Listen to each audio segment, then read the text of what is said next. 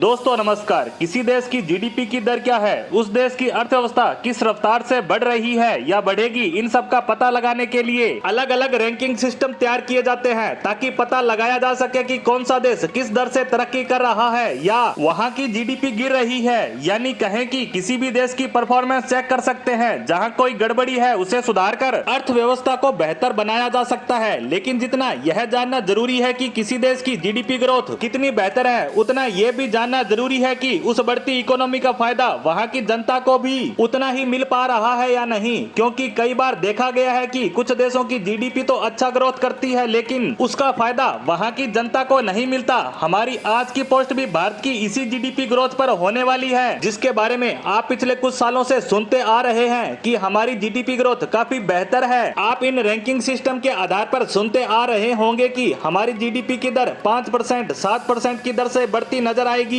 और आने वाले कुछ ही सालों में यह और बेहतर होती देखी जा सकती है। लेकिन यहाँ मुख्य मुद्दा यह है कि इस बेहतर होती जीडीपी का फायदा हमारी जनता को कितना मिल पाएगा, क्योंकि इसी पर एक बड़ी खबर आई है जिसने भारत के लोगों को ही नहीं बल्कि पूरे विश्व को हैरान कर डाला। दरअसल आपने कुछ महीनों पहले सुना ही होगा कि टाटा ग्रुप के स्वामित्व वाली एयर इंडिया ने दुनिया का अब तक का सबसे बड़ा एयरक्राफ्ट सौदा किया था, यानी सिविलियन एयरक्राफ्ट खरीदने की डील की थी। आपको बता दें कि दुनिया की किसी कंपनी या देश ने एक साथ इतना बड़ा ऑर्डर कभी नहीं दिया है। यह ऑर्डर 470 एयरक्राफ्ट का था। आपको याद ही होगा कि इस खबर के आने के बाद पूरी दुनिया हैरान रह गई थी। इस डील को आने वाले समय में भारत को एक बड़ी सुपर पावर बनने के रूप में देखा जा रहा है। इसे उसकी अर्थव्यवस्था के उदय के रूप में देखा जा रहा था। लेकिन आज इस पोस्ट के बनाने के मकसद की बात करें तो भारत आज अपने ही इस 470 के रिकॉर्ड को ध्वस्त करने जा रहा है। दरअसल भारत की सबसे बड़ी एविएशन कंपनी इंडिगो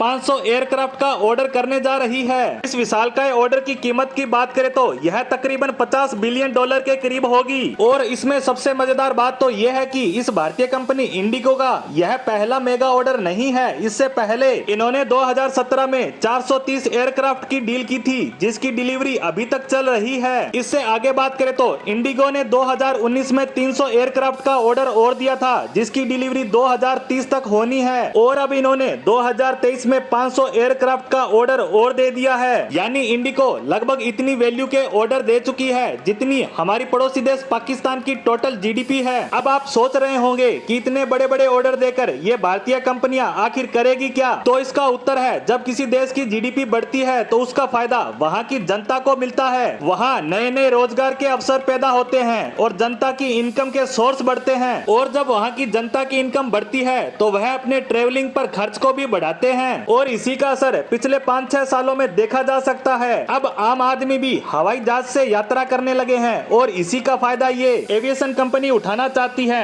ताकि ये भारतीय एविएशन मार्केट पर अपना कब्जा जमा सके। लेकिन इन भारतीय कंपनियों के इस कंपटीशन का फायदा आखिर भारतीय जनता को ही मिलेगा और जीडीपी के बेहतर होने से आम जनता के इसी फायदे की बात मैं पोस्ट के शुरुआत में कर रहा था। इसी के साथ हमारी आज की पोस्ट को यहीं समाप्त करते हैं। धन्यवाद।